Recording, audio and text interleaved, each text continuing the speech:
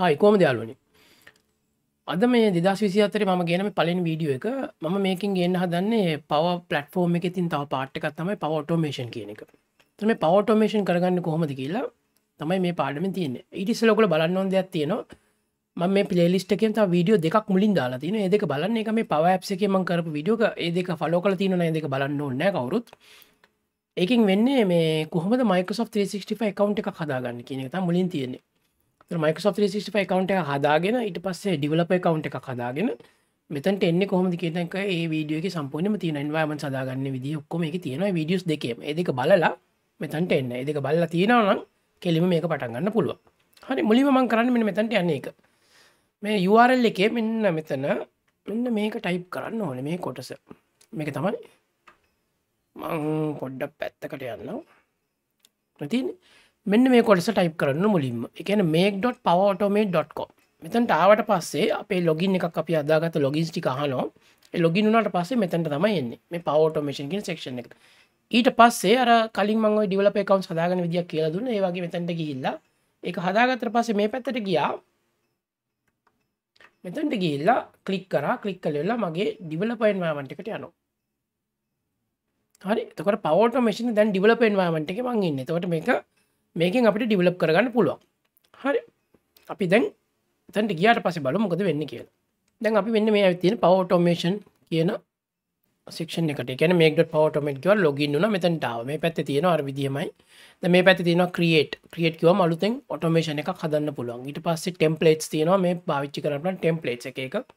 මෙතනට ගියාම එක එක sample templates ඉන්න එක පාවිච්චි කරන්න පුළුවන්. එතකොට learn ඉගෙන ගන්න ඕන නම් මේක ක්ලික් කරා මේ Microsoft official site එක තියෙනවා මේක කොහොමද තියෙන්නේ කියලා මෙතන තියෙනවා. හරි. ඊට පස්සේ තියෙනවා my flows කියලා කියන්නේ මම හදපු මොන හරි cloud flows ටිකක් තියෙනවා. ඒක මෙතන පෙන්නනවා. දැන්ට මම මේක එකක්වත් හදලා නැති හින්දා මෙතන පෙන්නන්නේ නැහැ. හරි. අප මම home එකට ගියා. home එකට ගියා මෙන්න මෙතනට ආවා. එතකොට මේ flow එකක් කියන්නේ මොකද්ද? අපි මුලින් බලන්න මේකේ ಜಾති තුනක් තියෙනවා. create කිව්වම බලන්න එකක් තියෙනවා automated cloud flow. මේ පළවෙනි එක. ඊට පස්සේ තියෙනවා instant cloud flow. ඊට පස්සේ තියෙනවා scheduled cloud flow. මෙන්න මේ තුන තමයි අපි පාවිච්චි කරන්න යන්නේ. හරි. ඒ කියන්නේ automated cloud flow කියලා කියන්නේ මේක automation එකක්. ඒ කියන්නේ මෙහෙම හිතන්නකෝ. මේකට එනවා trigger එකක්. trigger එකක් කියලා මම පෙන්නන්නම් මොකද්ද කියලා. මෙන්න මෙහෙම එකක් එනවා. trigger එකක් එනවා.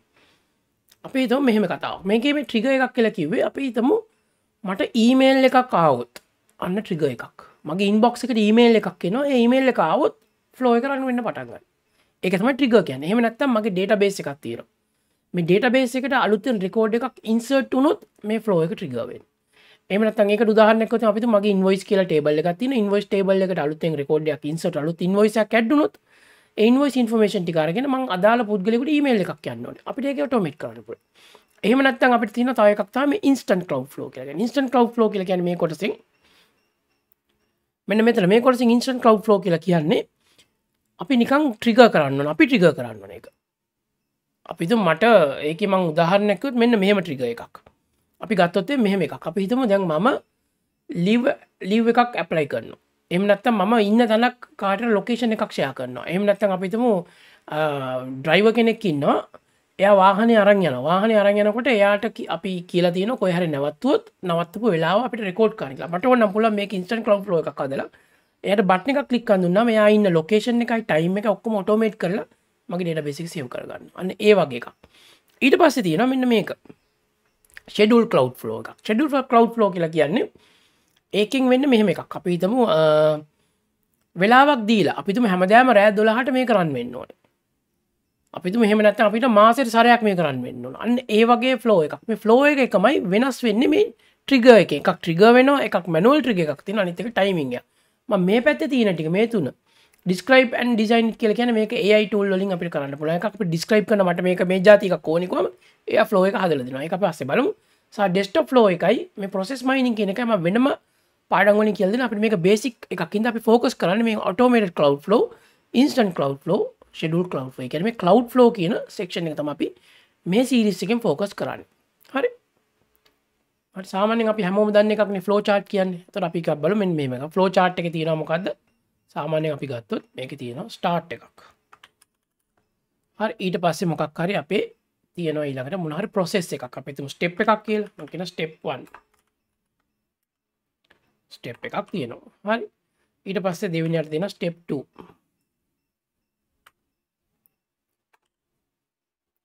ස්ටෙප් 1 ස්ටෙප් 2 then ස්ටෙප් 2 ඊට පස්සේ දෙනවා ස්ටෙප් 3 කියලා මොකක් හරි වෙලා අන්තිමට මෙන්න මේක end වෙනවා stop වෙනවා මේකනේ සාමාන්‍ය flow chart එකක් කියන්නේ අපි මෙතනින් ගියා මේක මේකට connect වෙනවා ඊට පස්සේ මේක මේකට connect වෙනවා ඊට පස්සේ මේක මේකට connect වෙනවා ඔන්න මේකින් එක මෙන්න මෙහෙම connect වෙනවා එතන මේක තමයි අපි සාමාන්‍ය flow chart එකක් කියලා ගන්නෙ මේක ගත්තොත් මේ තියෙන්නේ මෙන්න සාමාන්‍ය flow chart එකක් ඒ කියන්නේ උඩ ඉඳන් පල්ලෙහාට flow වෙනවා එතන මේ flow chart එක මේක විදියක් හරි ඊට පස්සේ අපිට තව එකක් ගන්න පුළුවන් මේ flow chart එකේම මේ step 2 වෙනුවට අපි step 2 එක මෙන්න මේ පැත්තට අරන් තියෙනවා step 2 වෙනකොට අපිට ඉන්න පුළුවන් decision එකක් මම කියන decision එකක් අරගෙන මෙන්න මෙතනට ගිහිල්ලා step 2 එක run වෙන්න ඕනේ මේක yes වුණොත් විතරයි මේවත් තියෙනවනේ ඔන්න decision එකක් ගන්නවා එතන මේක yes වුණොත් විතරයි මේක run වෙන්න ඕනේ එහෙම නැත්නම් මේක ස්ටෙප් 2 එකට ගිහිල්ලා මෙහෙම යන්න ඕනේ. yes වුණොත් ඉතින් ඊට සම්දිවන මේක ස්ටොප් වෙන්න ඕනේ. මෙහෙම ෆ්ලෝ chart උත් තියෙනවනේ. එතන මෙතන මොකක් හරි චෙක් එකක් තියෙනවා. හරි. එතන මේ ස්ටාර්ට් වෙනවා ස්ටෙප් 1 යනවා චෙක් එකක් එනවා ඒක yes නම් මේ පැත්තට ගිහලා අපි හිතුවම yes කියමු yes නම් මේ පැත්තට යනවා no නම් මේ පැත්තට යනවා. no නම් මේ පැත්තට යනවා ඊට පස්සේ මේ පැත්තෙන් ගිහලා ස්ටොප් වෙනවා. මොකද මේ ಜಾති දෙකක්. ඒතර මේ ෆ්ලෝ chart එකක් මේ විදිහට යන්න පුළුවන් මේ විදිහට යන්න පුළුවන්. එතකොට cloud flow එකකුත් මේ වගේ. cloud flow එකේ මේ start එකට කියනවා වචනයක්. අපි cloud flow එක ගත්තොත් මම වෙනම ගන්නම් මේ පැත්තෙන්. දැන් අපිට මේල normal flow chart එකක්. cloud flow එක වෙනස් වෙන්නේ මේ විදිහට. එතන අපි මෙතනට ගිහලා මම කිව්වොත් එහෙම cloud flow එකේ මම මේක පාට වෙනස් කරලා නිල් පාට මේ cloud flow එකක් ගත්තාම මේ start එකට අපි කියනවා trigger එකක් කියලා. end එකට අපි කියනවා මොකක් හරි එකක් අපි stop කරන මේක success වෙන්න පුළුවන්. මේක fail වෙන්න පුළුවන්. එහෙම නැත්නම් මට terminate කරන්නත් පුළුවන්. තර මේ ස්ටෙප්ස් ටික මේක පළවෙනියට පටන් ගන්න එක ට්‍රිගර් එකක් එනවා ඊට පස්සේ ස්ටෙප් 1 වෙනවා ස්ටෙප් 2 වෙනවා ස්ටෙප් 3 දෙනවා ස්ටෙප් 4 වෙනවා මේකත් ඒ වගේම. තර ට්‍රිගර් එක තියෙනවා ස්ටොප් එක එනවා මේ වගේම අපිට if then else දාන්න මම මේක ගත්තොත් මම මේ පැත්තේ බේසික් එක පෙන්නන්න මුලින්ම එකම දේ වෙනසක තියෙන්නේ. දැන් මේ ට්‍රිගර් එක තියෙනවා ස්ටෙප් 1 ස්ටෙප් 2 ස්ටෙප් 3 ස්ටෙප් 4. තර මෙතන ෆිනිෂ් වෙනවා ස්ටෙප් 1 එකේ මට ඕන වැඩක් කරගන්න පුළුවන්. අපි හිතමු ට්‍රිගර් එක අපි හිතමු කොහේ හරි database ට්‍රිගර් එකක්. මං කියන database එකක් තියෙනවා. ඒක ට්‍රිගර් වෙන්නේ මොකක් හරි රෙකෝඩ් එකක් ඉන්සර්ට් වුණොත්.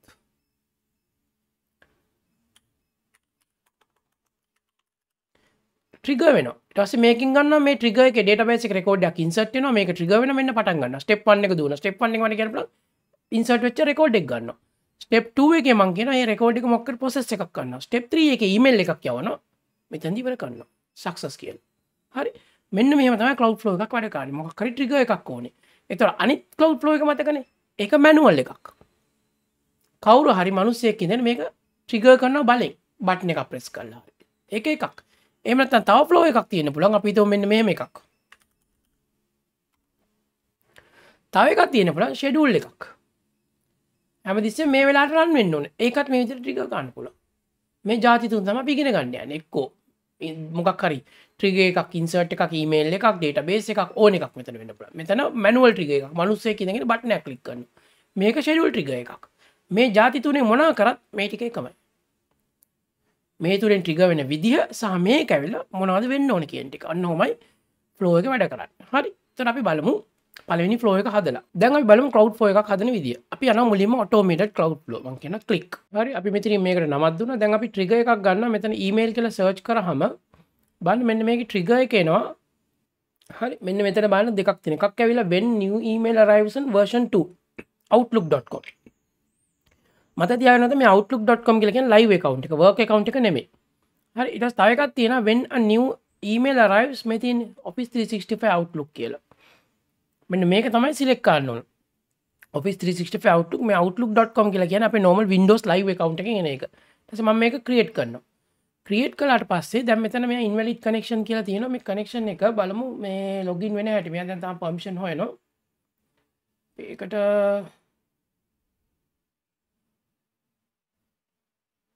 not connected to Office 365. ඒකට ඇයි කියලා බලමු මෙතන invalid please load complete හරි දැන් connection details ටික update කරන්න කියනවා. අපි ඒකට යනවා නම් අපි මෙතනට ගිහිල්ලා ආපහු මම මෙතන Power Apps ආපහු Power Automate එකට ගිහිල්ලා මේක select කරලා මේක ඇදිලා තියෙද්දිම ආපහු Power Automate වලට ගිහිල්ලා ඊට පස්සේ මෙතන තියෙනවා more click කරාම connections කියලා. සමහරවිට ඔක කනෙක්ට් වෙනවා සමහරවිට මේක කනෙක්ට් වුනේ නැත්නම් ඒක හදාගන්න මේ දැන් මෙතන තියෙනවා මේක කනෙක්ටඩ් කියලා තියෙන්නේ දැන් ආපහු රිෆ්‍රෙෂ් කරලා බලමු. ඔව් කනෙක්ටඩ් කියලා තියෙන. ඒ කියන්නේ ප්‍රශ්නයක් නෑ මෙතන. දැන් මේකයි එහෙම ආවේ කියන එක බලන්න ඕන. අපි මේකේ new design කියන එක මෙන්න මෙතන මතක තියාගන්න මෙන්න මේක. මේක තාම මේ new design එක මම මේක අයින් කළොත් හරි ඩාපෝ පරණ එකට ආවා. හරි. එහෙම කරගන්න. එතකොට new design එක අයින් කරලා මෙතන පරණ එකට ආවට පස්සේ බලන්න මෙතන අපේ connection දිනේව නැත්තම් මේක දැන් මෙතන ප්‍රශ්න තියෙන දැන් මේ connection එකේනේ. දැන් එහෙම connection එකේ ප්‍රශ්නයක් නැහැ මෙතන ඇත්තට. මෙතන ගිහලා බැලුවොත් මේ connect වෙලා තියෙන්නේ. මේක අර new design එකේ මොකක් හරි ආපහු බලමු save and switch without saving කියලා click කරොත් මොකද වෙන්නේ කියලා බලමු. තාම invalid connection කියලා තියෙන්නේ මෙතන. පේනවද? මේ invalid connection නැහැ මේ connection එක වැඩ කරනවා මෙතන මොකක් හරි වෙන බග්ගයක් හින්දා මේක වෙනවා ඇත්තේ. හරි. ඊට පස්සේ අපි ඕනනම් අපි පරණ එකට දාගමු ආපහු. දැන් මේකේ ප්‍රශ්න නැහැ. දැන් බලන්න මෙතන තියෙනවා මේ when a new email arrives version 3 කියලා ඇවිල්ලා මේකේ තියෙනවා inbox එකට ආවොත්. inbox කියලා කියන්නේ මේ මම මෙතනට ගිහලා මේක click කරලා මගේ outlook එකට ගියොත් මේ තියෙන මේ outlook මෙතන click කරලා මම outlook එකට යනවා. ගියාම මේ inbox එකට එන එක. මේ email address එකක් තියෙනවනේ මොකක් හරි එකක් මෙතනට එන email address එකක් තියෙනවා මේකට එන emails මොකක් හරි එකක් ආවහම මේකෙන් trigger වෙනවා inbox එකට ආවොත් ඊට පස්සේ මම new step එකේ ගිහිල්ලා click කරලා මෙතනට ගිහිල්ලා මම කියනවා මෙන්න මේ step එකේ subject line එක ගන්න ඕනේ මට හරි මම මේකට ඕනනම් කියනවා මෙහෙම කතන්දරයක් මම මෙතන ගිහිල්ලා කියනවා පළවෙනි step එකේ හින්දා අපි කියමු මෙහෙම එකක් මම කියනවා variable එකක් ගන්න කියලා. variable කියලා search කරනවා. මෙන්න මේ steps. variable බලන්න variable කියලා මෙන්න මේ එනවා. ඇවිල්ලා මෙතන තියෙනවා පළවෙනි එක set variable append variable වගේම තව එකක් තියෙන initialize variable කියලා. පළමු variable එක. හරි. මම මේක click කරනවා. click කරාම මෙතන variable name එකක් තියෙනවා. අපි හිතමු email subject කියලා මම නම දෙනවා. මෙන්න trigger එක මෙන්න step එක. මේක save කරන්න නම් අනිවාර්යෙන් එක step එකක් හරි තියෙන්න ඕනේ. එක trigger එකක් හරි තියෙන්න ඕනේ. මෙතන type එක මම කියන string. දැන් මෙතන බලන්න when email එකක් ආවා ඊට පස්සේ මේ variable එකට මම කියන value එකක් දාගන්න කියලා. දාගන්න කිව්වම අර බලන්න උඩ step එකේ විස්තර ටික ඔක්කොම එනවා. පේනවද? මේකේ තියෙනවා මෙතන subject කියලා. මම ඊට select කරනවා subject. මේකට save වෙනවා subject එකට. මේ variable එකට. ඊට පස්සේ මට ඕන නම් පුළුවන් මේ variable එක use කරලා වෙන වැඩක් කරගෙන අපි මේක save කරමු. save කරාම මෙතන save වෙනවා. අපි මේක test කරලා බලමු දැන්. මේකේ තියෙන trigger එකක් තියෙන එක step එකක් තියෙන අපිට ඕන තරම් steps මේකට add කරන්න පුළුවන්. හරි. දැන් අපි මෙතනට ගිහිල්ලා මම මෙන්න මේක click කරොත් test කියලා. මම මෙතන test කියලා click කරනවා. click කරලා manually ද automatically මම කියන manually test කිව්වොත් වෙන දේ බලන්න. දැන් මෙයා trigger එකක් නේ තියෙන්නේ. trigger එකක් තියෙන හින්දා මෙයා දැන් බලන් ඉන්නවා trigger එක එනකම්. ඒ කියන්නේ මේකට email එකක් එනකම්. දැන් මේක email address එකක් බලමු මොකද්ද කියලා. මම මෙතන ගිහලා new email ගිහලා බැලුවොත් මෙතන මේ තියෙන්නේ මගේ email address එක. මෙන්න මේක. හරි. 2 මගේ මෙයාවා ගන්නම්කෝ ආපහු. මටම ඊට පස්සේ මම කියනවා අපි කියන testing මෙන්න මේ subject එක තමයි මම ගන්නෙ. testing automated flow. මම කියනවා test body කියලා මම මේක send කරනවා. send කරපු ගමන් mail එක මෙතනට එනවා දැන්. හරි. දැන් mail එක send කරා. දැන් ඊට පස්සේ මෙතන inbox එකට mail එක එනවා. ආව ගමන් මෙතනට ගිහලා මෙන්න mail එක ආව testing automated flow කියලා මම ෆ්ලෝ එකට කියලා බලුවොත් දැන් මෙතන බලන්න මේක කැරකිලා අර ට්‍රිගර් එක දැන් ඊමේල් එක ආවා කියලා ට්‍රිගර් එකක් එනවා. මොකද මගේ account එක මේ මගේ ඊමේල් එකේ එන්නේ. දැන් මේක ටිකක් කියලා බලන් හිටියාම අර ඊමේල් එක ආවා කියලා මෙයාට ට්‍රිගර් එකක් එනවා. ඊට පස්සේ මේක සක්සස්ෆුල් රන් වුණා කියලා එතන මෙසේජ් එකක් එයි. අන්න මේ තියෙන්නේ. ඔන්න ෆ්ලෝ එක රන් සක්සස්ෆුලි කියලා එනවා. මේ ඊමේල් අරයිව්ස්. ඔන්න මේ වගේ කොළ පාට දෙකක් වැටලා තියෙනවා කියලා කියන්නේ මගේ ෆ්ලෝ එක වැඩ. දැන් බලමු මේකට ආව මොකක්ද ආවේ. ඔන්න ඉන්පුට්ස් ආව ඉන්බොක්ස් එකට ආවේ. මෙතන ගිහලා බලන්න මේ ඉන්බොක්ස් එකට ඇවිල්ලා තියෙන්නේ. මේ තියෙන්නේ ඉන්බොක්ස් එකට ආව මේ ටෙස්ටිං ඔටෝමේටඩ් ෆ්ලෝ කියන සබ්ජෙක්ට් එක තමයි මම පික් කරන්නේ. ඊට පස්සේ මම ඉනිෂියලයිස් වේරියබල් එක සිලෙක්ට් කරා. මෙන්න වේරියබල් එකට අර වැලියු එක ඇවිල්ලා තියෙනවා. තේරෙනවද? මෙන්න මෙහෙම තමයි අපි ෆ්ලෝ එකක්. මෙන්න මේ විදිහට තමයි අපි ෆ්ලෝ එකක් හදලා ටෙස්ට් කරන්නේ. මේ අපි චෙක් කරේ ඔටෝමේටඩ් ක්ලවුඩ් ෆ්ලෝ එකක්. අපි එකින් එක බලමු ඊළඟට මේ ෆ්ලෝස් හදාගන්න විදිහ, මේවට කනෙක්ෂන් දාගන්න විදිහ, ට්‍රිගර් කරගන්න විදිහ, ඩේටාබේස් එකට ට්‍රිගර් වෙන්නේ කොහොමද, SharePoint ලිස්ට් එකට ට්‍රිගර් වෙන්නේ කොහොමද කියලා අපි ඊළඟ පාඩම් වලින් රියල් වර්ල්ඩ් සිනාරියෝ එකක් අපි බලමු. ඊළඟ පාඩමෙන් හම්බෙමු.